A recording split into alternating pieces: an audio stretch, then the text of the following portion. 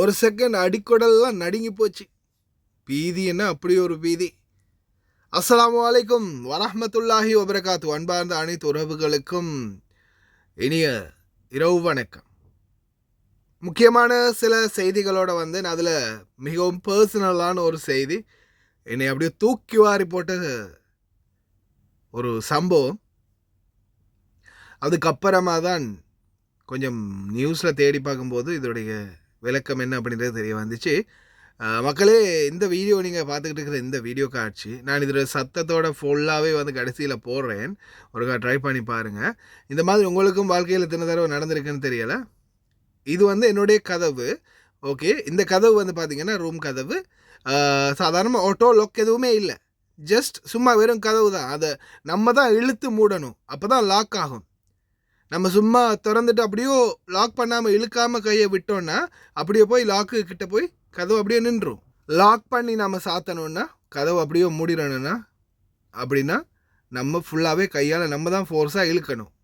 அதாவது auto lock door lock மாதிரி lock ஆகாது, எந்த ஒரு மேக்னெட் சிஸ்டமும் இல்லை.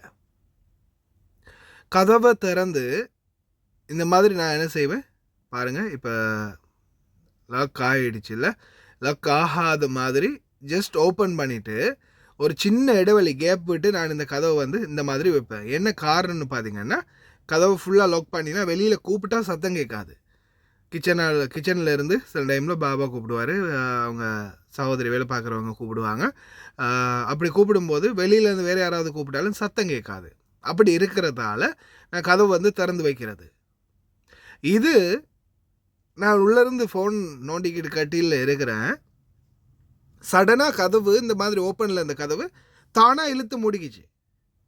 என்னடா இது அப்படின்னு இழுத்து மூடின கதவை திருப்பி நான் திறந்துட்டு வெளியிலேருந்து யாரோ ஒருத்தர் இழுத்து மூடின மாதிரி, யாராவது நம்ம கதவை இழுத்து மூடுறது, தேவையில்லாத வேலை பார்க்குறது அப்படின்னு திறந்து கதவை திறந்து ஃபுல்லாக வெளியில் எட்டி பார்த்தா யாருமே இல்லை. அப்போ லாக் பண்ணி வச்சா வெளியில் கூப்பிட்டா சத்தம் கேட்காதேன்னு லாக் ஆன்லேயே வச்சுட்டு அடுத்த பக்கம் திரும்புகிறேன். மறுபடியும் இழுத்து அடிச்சிச்சு பாருங்க, ஒரு அடி. லைட்டாக என்னை அப்படியோ தூக்கி வாரி போட்டுச்சு. அப்படியோ அடிக்குடல்லேருந்து பயம் வெளியே கிளம்பிடுச்சு. அதுக்கப்புறம் தான் பார்த்தா காரணம் வேற ஒன்றும் இல்லை, காற்று. அவ்வளோ பேய் காற்று. பாஞ்சு போய் நான் கட்டியில் உட்காந்துட்டேன். கட்டியில் உட்காந்து மறுபடியும் கதவை திறந்து வச்சுட்டு மெருவாக ஓரமாக இருந்து பார்க்குறேன்.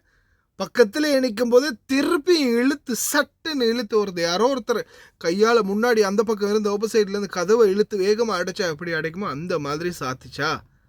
அப்படியோ ஒரு செகண்ட் அப்படியே தூக்கி வாரி போட்டுச்சு. பல கற்பனைகள் ஓடுது. என்னடா ரூமுக்குள்ளே பேய் இருக்கோ, யாராவது முன்னாடி இருந்த டிரைவர் யாராவது செத்துக்கிட்டு போயிட்டானோ, அவன்ட்டு ஆவி தெரியுதோ, அப்படி இப்படின்னு கொஞ்சம் நேரம் அப்படியோ டென்ஷனாகவே இருந்துச்சு. அதுபோல் தான் கொஞ்சம் நிதானமாக நின்று என்னடா நடக்குதுன்னு அப்படியே கதவை கிட்ட போய் நின்று நல்லா உத்து பார்க்கும்போது தான் காற்றோடைய அந்த வீரியம் தான் இழுத்து அடைக்குது. அதே மாதிரி இந்த காற்றுடைய சவுண்டு நான் முன்னாடி அந்த வீடியோ ஸ்டார்டிங்லேயே போட்டேன், அதை கொஞ்சம் நல்லா காது கொடுத்து கிடைக்கினா தெரியும். இப்போ வரக்கூடிய வீடியோ பாருங்கள், இந்த காற்றுடைய சவுண்ட் எப்படி இருக்குன்னு. நான் அந்த கதவுக்கு பக்கத்தில் நின்று தான் அந்த வீடியோ எடுக்கிறேன். அந்த சரியாக அந்த கேப்புக்குள்ளால் வர சவுண்டு மட்டும் தனியாக அந்த விஷுவலை போட்டுக்கிறேன். ஒருக்கா பாருங்கள். இதுதான் சில நேரங்களில் ஏதாவது வச்ச பொருள் தூரமாகி இருக்கும், இல்லைன்னா ஏதாவது பொருள் விழலாம், அல்லது கதவு இந்த மாதிரி இழுத்து மூடலாம். அதால் அவசரப்பட்டு யாரும் பயந்துடாதீங்க, இந்த மாதிரி கூட ஆகலாம். இதுலேயும் கூட ஒரு சிலர் பேனிக் அட்டாக் ஆகிறதுக்கு வாய்ப்பு இருக்குது. என்னையே அப்படி தூக்கி வாரி போட்டுச்சு. அப்போ ஒரு லேடியாக இருந்திருந்தால், ஒரு பெண்ணாக இருந்திருந்தால் என்ன ஆகிருக்குன்னு நான் சும்மா சிந்தித்தேன். அதனால தான் இந்த வீடியோவையும் கொண்டு வந்து. அதே மாதிரி காற்று, வெளியில் நெருப்பு காற்று, பேய் காற்றுன்னு சொல்லலாம், அப்படி ஒரு காற்று இருக்குது பாலைவன பகுதிகளில். இதையும் இதோட இன்னும் அதிகமாக இருக்கும் அப்படின்னு சொல்கிறாங்க. இந்த வார இறுதிக்குள்ளேயும் மறுபடியும் மழை வரும் அப்படின்னு சொல்கிறாங்க. தயவு செய்து ரொம்ப கவனமாக இருங்க, குறிப்பாக பாலைவன பகுதிகளில் இருக்கக்கூடிய அன்பார்ந்த உறவுகள். இன்ஷா அல்லாஹ் அனைவரையும் எல்லாம் வளருவேன் பாதுகாக்கட்டும். இதோ இந்த வீடியோ சவுண்டோடு போடுறேன், ஃபுல் சவுண்ட். நானும் இதில் சவுண்ட் வச்சு போடுறேன். நீங்களும் உங்களுடைய ஃபோனில் ஃபுல் சவுண்டை வச்சு கேட்டு பாருங்கள். அப்போ தான் உங்களுக்கும் புரியும் இந்த காற்றுடைய வீரியம் எப்படி இருந்துச்சுன்றது.